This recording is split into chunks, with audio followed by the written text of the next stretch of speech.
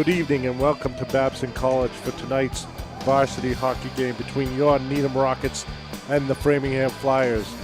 I'm Bill Dermody. Happy New Year to everyone. Alongside me tonight we have a special guest commentator. We're very excited to have him up here with us, is Mr. Bud Sumner, who feeds us during the football season. So we invited him up here tonight to give some of his expert commentary.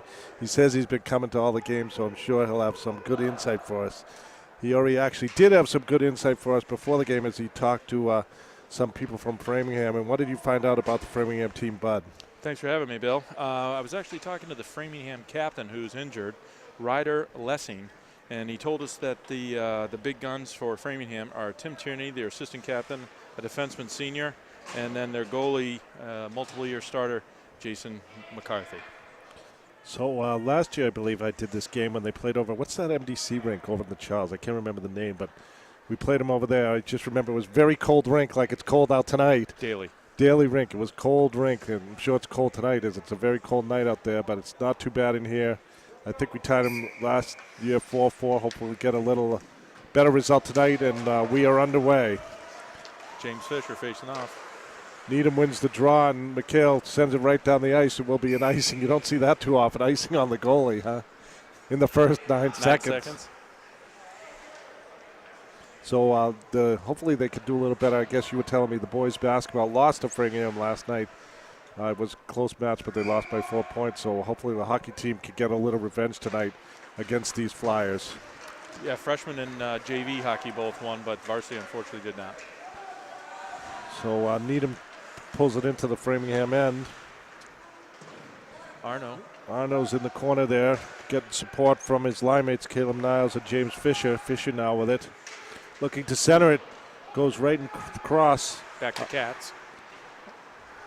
Arno did not have a chance to get a stick on the ice there.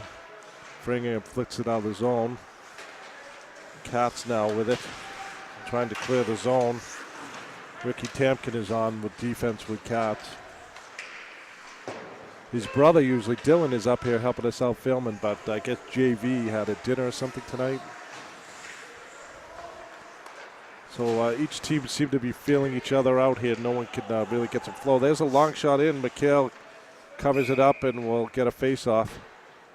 We were talking before the game. We think McHale's at least a 2-year starter. I believe so. I know I've heard his name. So it's good to have that experience in that. He is one of the captains. Needham sends out their second line with Christensen, Atkinson, and McKenna. There's a pile up in front. Not really a shot, just kind of a scrum there. Cam Wolf on the forward line there as well. Cam Wolf actually is there, yes, instead of Atkinson. Going to have to change my notes here. No, Atkinson's there. He's taking the face off right now. I know Ryan Christensen is. Yeah, I think Cam Wolf has moved up. We'll see if Mr. Milligan is not in this game, so maybe Atkinson is going to play on that line. The defensive pairing is Caruso and Mirages. Nope, that's Piersack. Piersack. Yep. So they're just mixing up just to mess me up, huh? They are. I have not been to any boys' games yet. I've seen them on TV, but I've not been here in person. Framingham putting on a little pressure here. Now Needham able to break it out. That is Christensen. Working it down the left wing, sends it in. This one save by the goalie. Cam Wolf. Nope, back to Christensen. Needham looking to keep it in, but Framingham bounces the puck out. That's Joey Conroy, number 20, playing defense now with Jack Piersack, number 11. McKenna going, nice spin move there to get it out of his end. Looking up, but it goes behind the back of number 18, who is Danny McAvoy. So he must be playing in place of Milligan. He's a freshman. Is his mother Paula? Wow, hard to believe. I didn't know they had a high schooler. That's going to be icing against Framingham. See who comes back on. It's hard to believe. Some of these kids have known. Like we were doing the girls' game, and the McQuillan girl who's a freshman. I remember when she was born. But I'm not getting old. Not at all. You got another freshman out there now with Jonathan Katz. My wife is getting old, though. Today her birthday, so I have to wish her happy birthday on the air. Happy birthday, Kathy. She'll never hear it, but 39 again? It's the thought that counts, right? Absolutely. Framingham looking to break it out. They could have a break there, but that was a nice play by Jonathan Katz. As the first line for Needham is out there with Arner, Fisher, and Niles again. A hit by Arno on the boards. And Pescucci's holding number 19 out.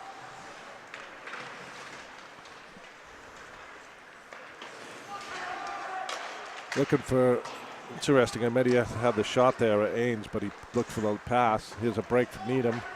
Over to Arno. Arno clears it in and looks for the line change.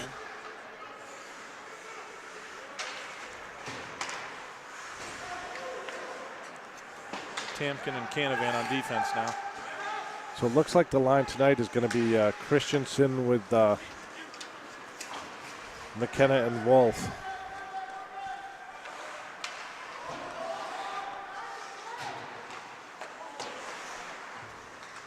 A lot of action so far, but nothing too worrisome for either goalie at this point. So yeah, only one shot for Framingham, and I don't believe we have one for Needham yet. I think he did have one save down there. He got it from the corner.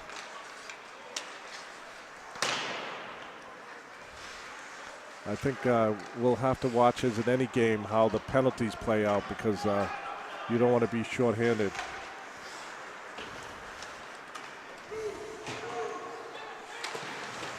Now we see Atkinson out there with Forbes. And Seth Jacobs. Number 22, is that Seth Jacobs? Too. Is he young? 8 is Atkinson. Sophomore, okay. So we have Atkinson, Jacobs, and Forbes. Yep. So your sheet's not anywhere close. So he's probably mixing up that. It looks like he's mixing up the third line a little bit, giving, you know, some other players a chance. There's a nice check there at the line.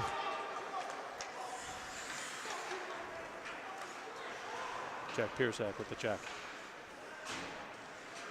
Seth's trying to keep it in. There's a center. Oh, just out of the reach of that Caleb. was Caleb Niles. That's going to be offside of Framingham. So what do you think of the pace of the game so far, bud? Like you said, I think they're just checking each other out. There's nothing really too I like fast-paced. that hockey reference, checking each other out. You caught that. I like that. We could say whatever we want because our producer's not even listening. Usually he listens to what we're saying, but we could go wild tonight. He can hear you, but he can't hear me. We could just go wild. You got Fisher on the face-off and Caleb chasing after it. Back. Oh, we had Fisher in front of the net, but just couldn't get the puck to him. Framingham trying to break it out now. This is number 25 for them. That's Scott Swens. Centering, but no one there. Needham knocks it out of the zone. This boys' game is just so much faster than the girls. You know, I've done a couple girls' games, and it's just so much faster. Here's an opportunity for Needham. Crossing pass, shot. Looks like it went off the goalie's mask. That was Cam Wolf with the shot on the pass from Sean Arno. Best opportunity of the game so far right there. Absolutely. That was the best bid. As Mirages sends it back in around the board. I'm not sure. Did go off the goalie? It looked like his mask or his glove. It was right up high. Right off the shoulder. Made a nice save. You mentioned before the game that the goalie is one of their big players. There's a clearing off the referee, but turns into an icing the other way. It might have been icing for Framingham, but it hit the ref or the linesman. So 9:03 left here. That's one thing you got to remind me. I don't say the time enough. 9:03 left here in this first period. A lot of action back and forth. But no score. Isn't that one of the rules? You're supposed to say the time and score as often as possible? Exactly. McAvoy on the face-off there. McAvoy with Caruso with the puck. Bringing it out of the zone. And that's going to be another icing. Can't believe how small Seth Jacobs is, but he skates so well. I noticed that actually when they were lined up for the national anthem. It looked like Framingham was a little bigger than Needham, but Needham has some good skaters out there. We do. These guys have been playing together a long time. Yeah, that is. They know each other. We're going back to our number one line here. The number one line we get down to Arno, Fisher, Niles. So Correct. Fisher with the face-off. hopefully they can come through with us in the.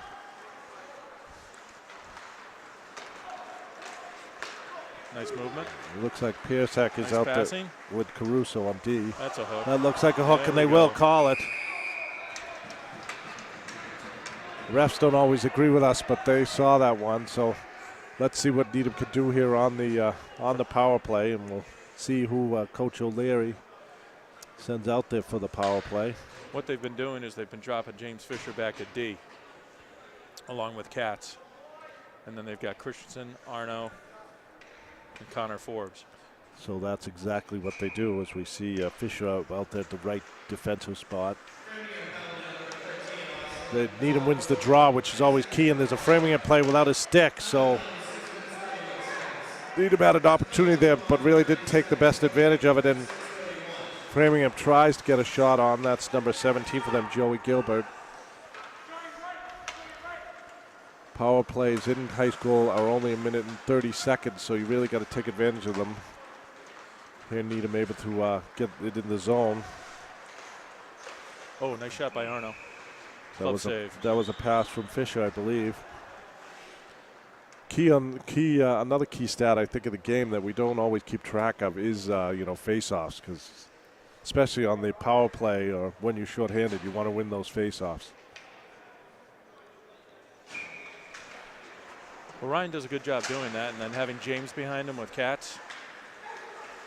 So Needham does control the face-off. There's a shot. Oh, save, but the goalie does not control it, so comes back out to Needham. Another shot. Oh.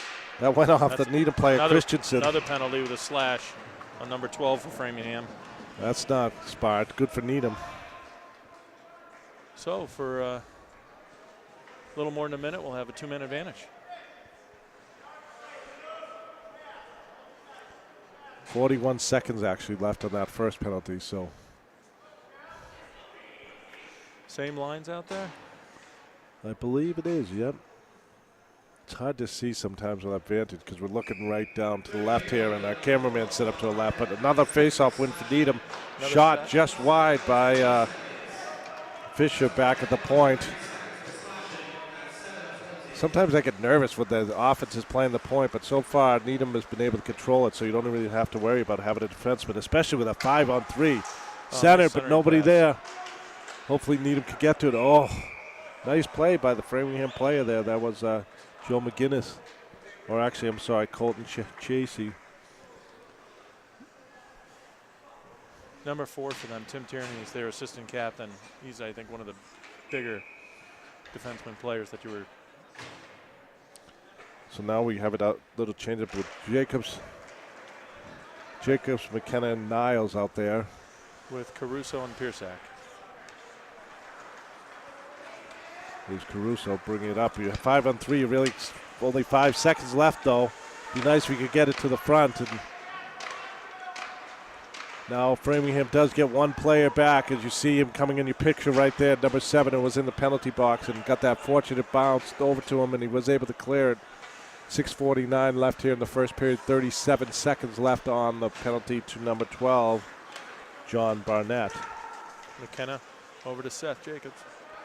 So Needham really doing a good job controlling the puck, just not getting some good shots. Of course, the announcer's jinx, and Framingham gets it right back here. Brings it down. This kid's really skating. Circles the net, but slips. Kind of loses his edge. Needham has a breakout here with a Framingham player behind, but Icing. That's not the best play when you're on the power play, huh? No.